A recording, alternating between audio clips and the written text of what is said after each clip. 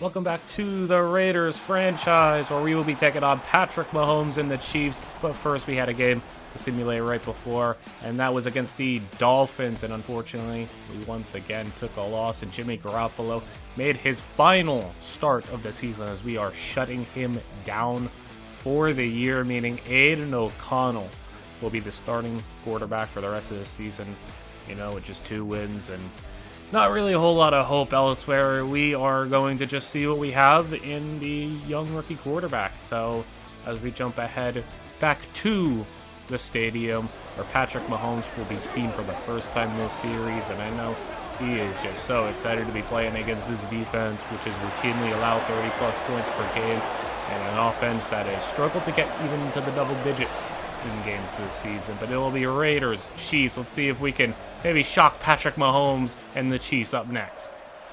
Here is the previously mentioned Aidan O'Connell.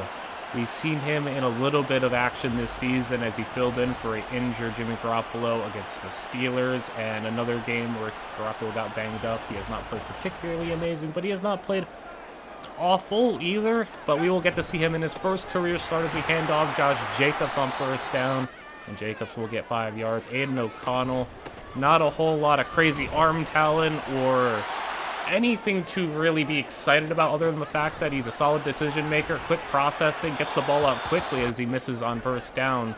But he's a prototypical backup quarterback that fits this offense, at least this iteration of the offense. We'll see how much this offense changes in the coming years. The new coaching regime as O'Connell rolls out, throws to Josh Jacobs, who breaks a tackle, and Josh Jacobs off the short little completion on 3rd and 1 will turn into a lot of yards as O'Connell to the air. A lot of time and throws short. Trey Tucker was not even at his feet as O'Connell back to the air and throws outside, and it's intercepted. The Chiefs take it, and that's L'Jarius Sneed. Just missed him, and once again could not hit Trey Tucker as the Chiefs take over already, as Isaiah Pacheco will have 9 yards on first down and already past midfield. You don't want to give Mahomes good field position, as Patrick Mahomes, it's already hard enough to stop when he has 80 yards of field in front of him. Now, with 50 yards of field in front of him, it's guaranteed points, it feels like, as on 2nd and 10 now. Mahomes to the air, will throw deep, and he's got it! That's caught! That's Kadarius Toney down to the 6-yard line, and a handoff to the fullback. And there is Carter. Now they're at the 2-yard line, and Mahomes to throw. Quick pass, incomplete, broken up. Try to get it to MVS. This time they'll just go Pacheco on the ground, and Pacheco gets brought down at the 1. 4th down and goal. Can the Raiders get a stop? Quick pass, incomplete, and the Raiders get a surprising stop. That's the good news, but the bad news is we're at the 1-yard line trying not to get a safety as Jacobs takes out of the end zone, breaks a tackle, but it pushes him back. Thankfully, he gets right back out the end zone once more to the 4-yard line. Now Jacobs outside. He's going to go with that first down marker. Yes, he is. And he'll get to the 14-yard line. Now play action from O'Connell. And he'll throw, and that's Michael Mayer. Makes a man miss. He just barely outran him, as Michael Mayer not known for his speed, but he had just enough to get by, get the first down. A whole lot more as Aidan O'Connell gets brought down on a sack. 2nd and 20. Free rusher again, but Michael Mayer has the completion, and Mayer has 12. To the air once more, 3rd and 8. O'Connell underneath has Josh Jacobs, and with 2 defenders in his way, he's unable to make enough miss and get the first down. And now Patrick Mahomes gets the ball basically thrown into the dirt. Now he has Travis Kelce, and wasn't going to be long before we've seen Travis Kelce get open, as Kelce always hard to stop as they go up top, and Mahomes incomplete. Marcus Peters, the former Chief, with the swat, and on 2nd down, they throw underneath. That's MVS underneath. And that's to the 47-yard line where Mahomes drops the throw again. And there's another completion to the 40 and past it to the 38-yard line. And Pacheco now on the ground. And he cuts upfield, makes a man miss. And Marcus Epps has to bring him down, but not before he into the 25-yard line where Mahomes will throw again. And that's Pacheco in the air this time. In the red zone now. As Mahomes, quick out, there's Travis Kelce, and Kelce rumbles to the 4-yard line. 2 tight ends now on the field as Mahomes throws in, quick touchdown. That's going to put them up 7-0. It's Kadarius Toney.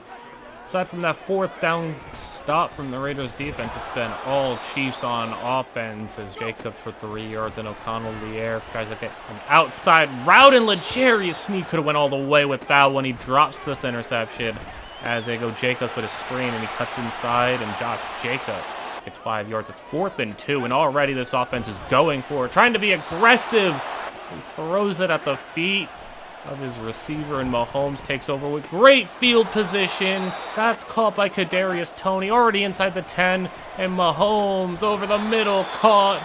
It's at the 2-yard line, goal line package. Mahomes hands it Pacheco, trying to go outside, but Divine Diablo makes the tackle at the 2-yard line. 3rd and goal, and it's caught.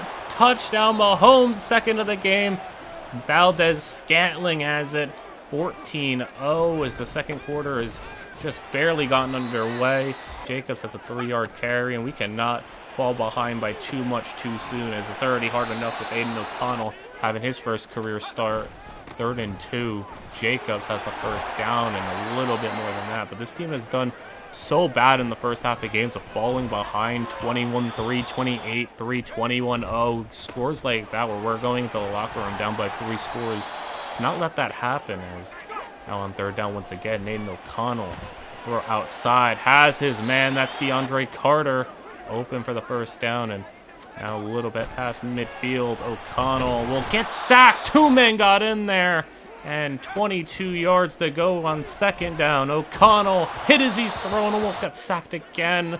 3rd and so long to go. O'Connell, he'll throw down the field to Josh Jacobs, and Josh Jacobs has it, breaking a tackle, getting to the 25-yard line, and Josh Jacobs with a huge gain in the passing game as he takes the carry here. Doesn't get really much back to the line of scrimmage, just about, as now play action. He'll throw outside, and there's a great throw and catch. Jacoby Myers to the 8-yard line, and this offense trying to punch it in. Jacobs has it to the 6-yard line. Can we score a touchdown? O'Connell to the air. Will throw, and that's a dangerous one. It goes out of bounds. 3rd and goal.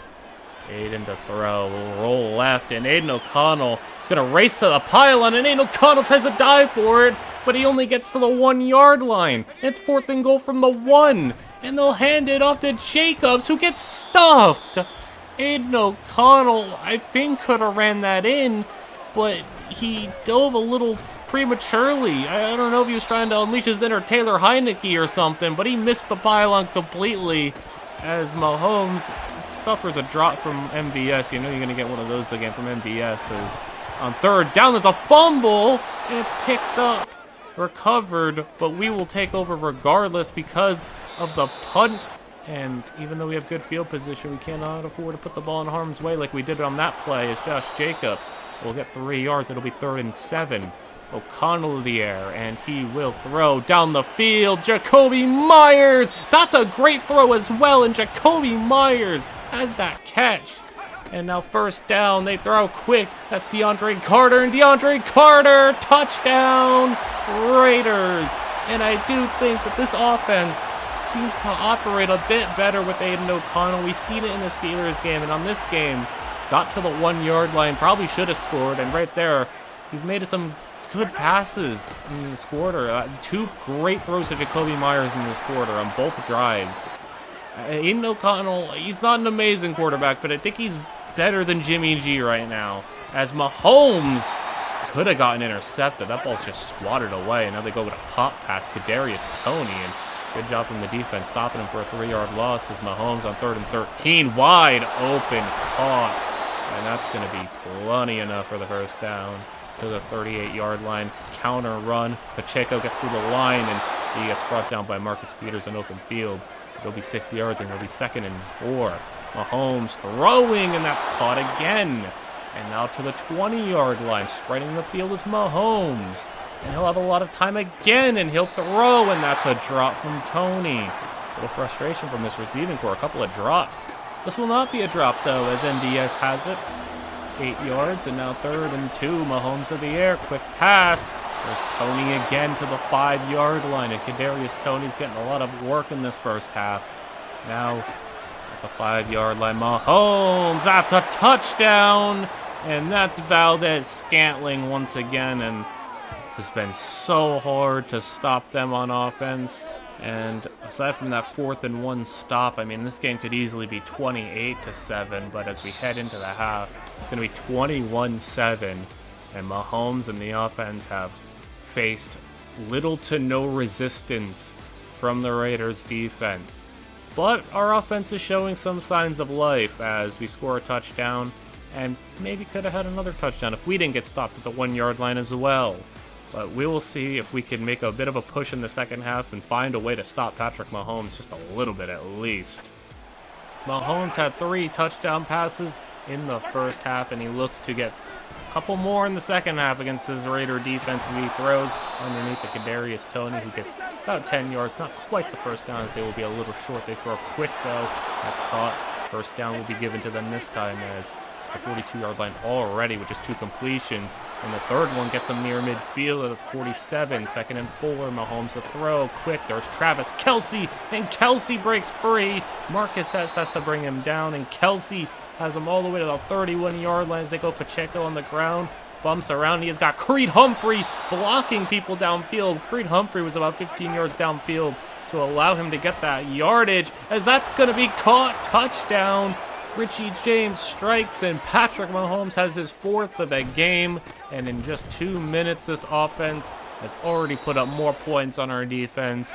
As Aidan O'Connell now on 2nd down will try to find somewhere to put the ball, and he's hit as he's thrown again as the pass rush of the Chiefs, led by Chris Jones, just so hard to break as Michael Mayer cannot hang on. It's 4th and 9. Chris Jones was a little shaken up on that play, speaking of him.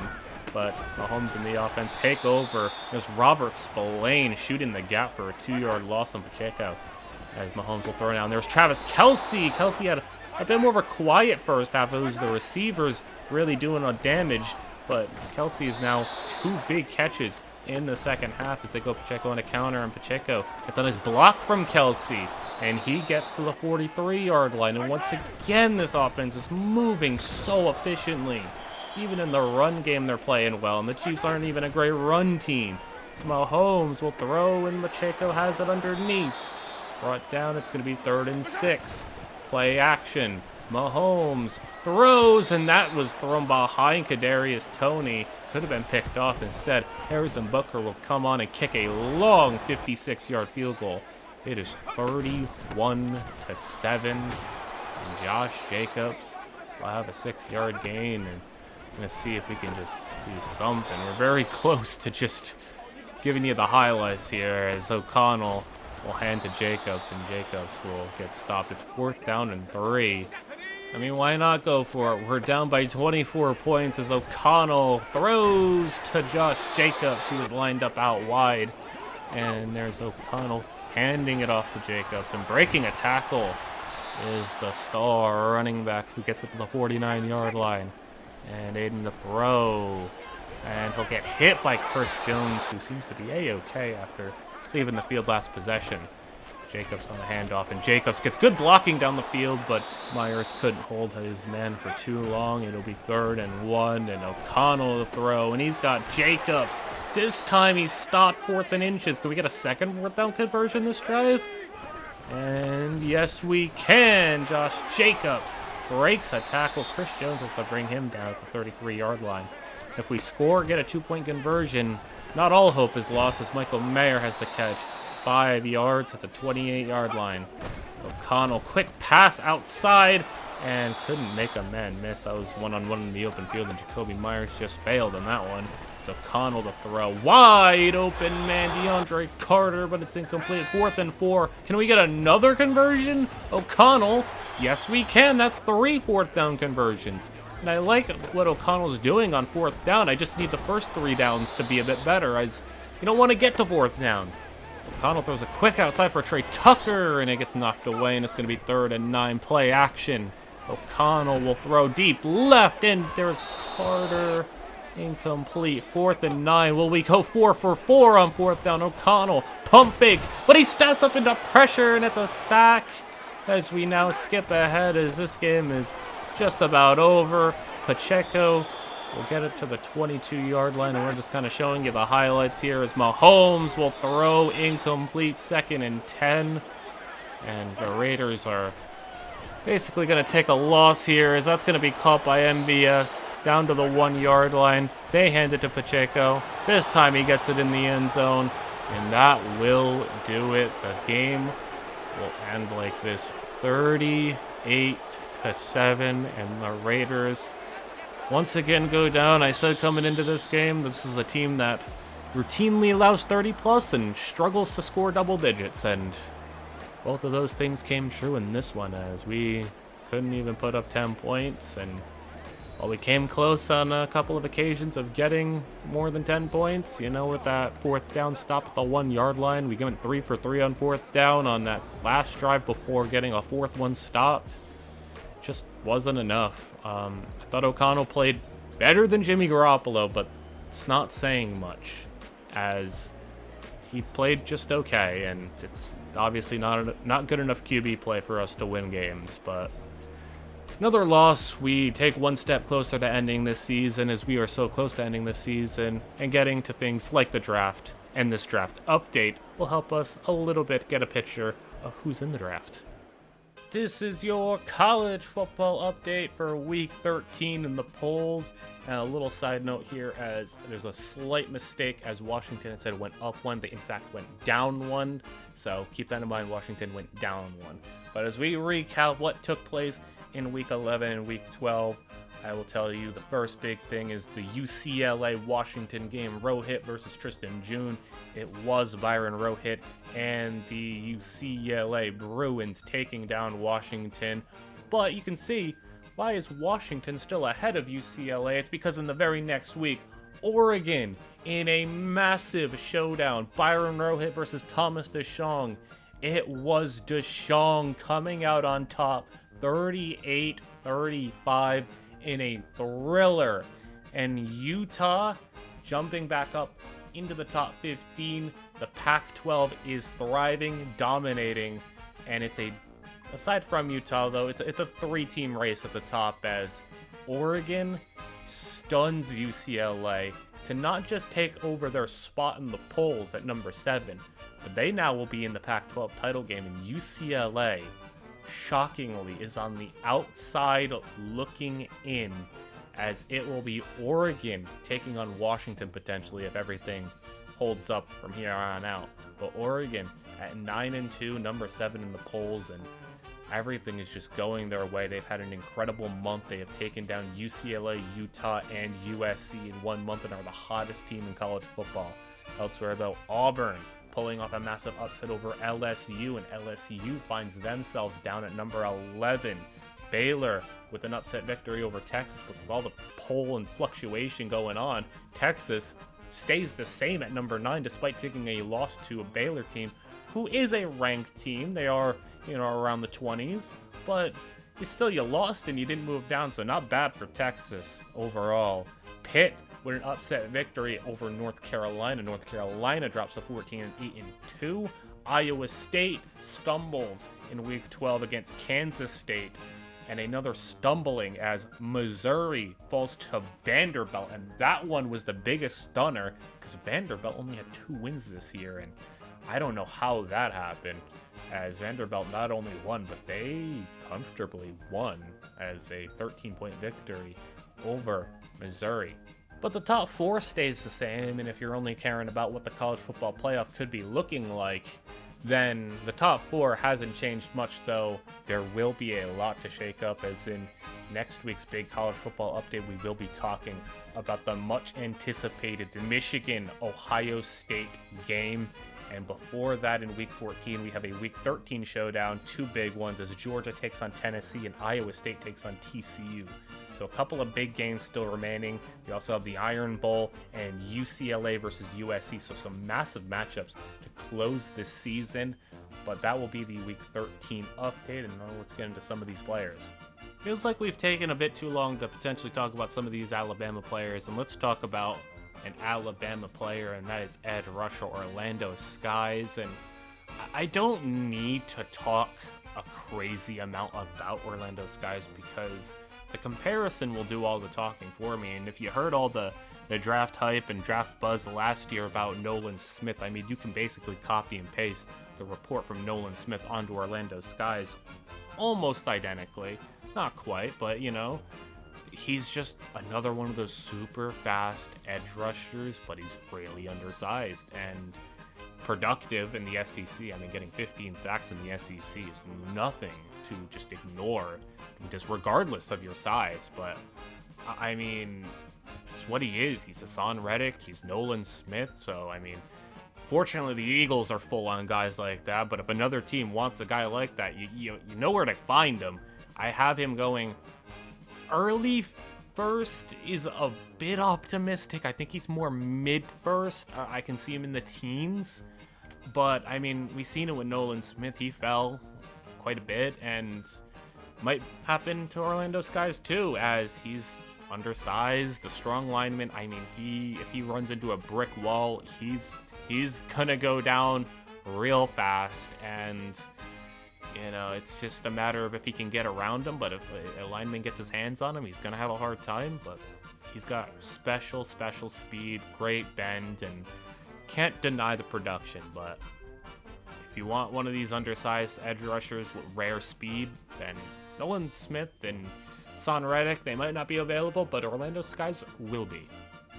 Very often there are these offensive linemen who you look at them and they're just a monstrous human being, and they have all the physical capabilities, all the talent in the world to potentially be something, but they need a lot of work, they need a lot of development, and Kirabo Guandoya is the guy this year who is going to get that, he's going to get that nod as probably a first round pick, because he has the best size, speed, strength, all of that, all the physicals you want in an offensive lineman, a tackle.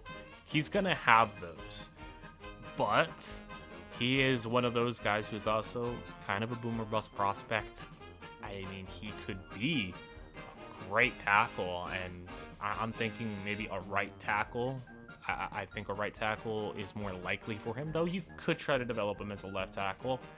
He is going to be dominant at times, and he's going to have, if you're looking at just the highlight reel of Guandoya, you're gonna think he's an amazing offensive lineman, but the lowlights are just as loud as the highlights, as he will have some really embarrassing plays.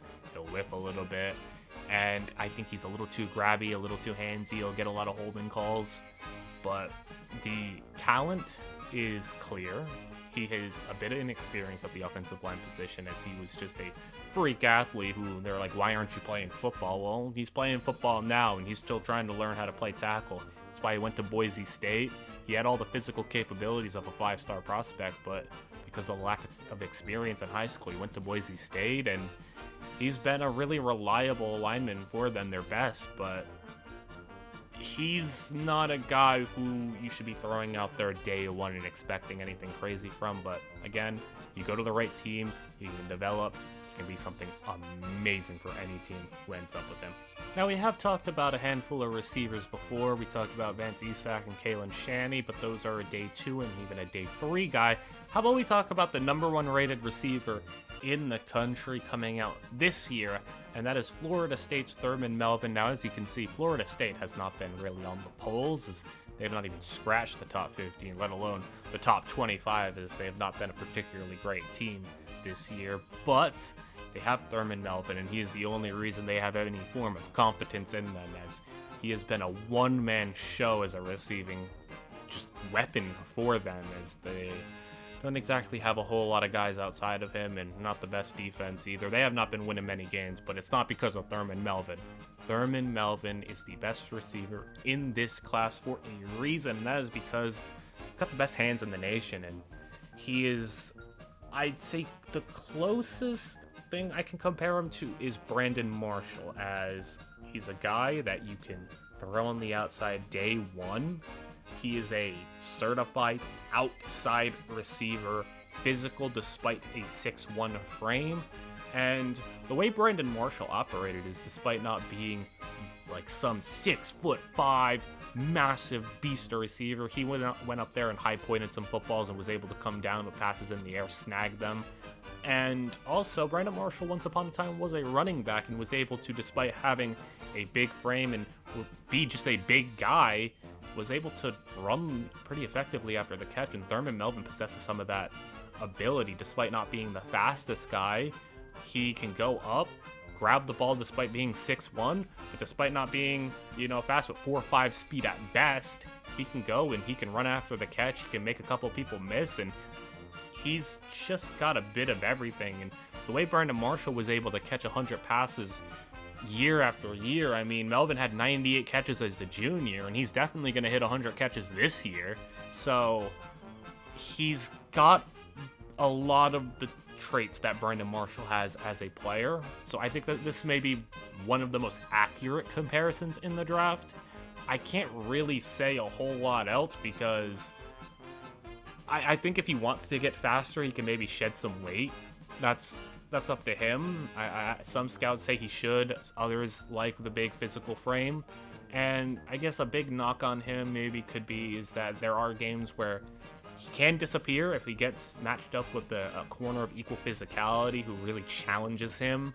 He does disappear a little bit because he doesn't have the speed to blow by them, and he isn't a guy you're exactly drawing up these catch and run plays for. So there are some games where he does kind of disappear a bit, but for the most part, he's going to get his catches, he's going to get his yards, he's going to make some big plays, he's going to go up and grab passes, he can make you miss after the catch, he can do a little bit of everything, and he's going to be a pretty good number one receiver one day for whoever takes him. Thurman Melvin is definitely a player that cornerbacks are going to be worrying about, especially in the red zone.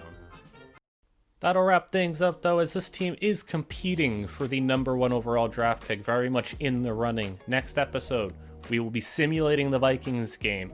We'll be playing the Chargers and Justin Herbert to get, one game against the division for all three members of the division. And then we will simulate the second game against the Chiefs.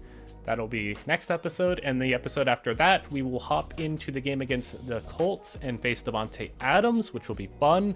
And then we'll simulate against the Broncos, but we are very much competing for that number one overall draft pick, and we'll see if we can either finish the season strong or really make a push for that draft pick, as we will see you in the next one where this season comes one step closer to finally ending.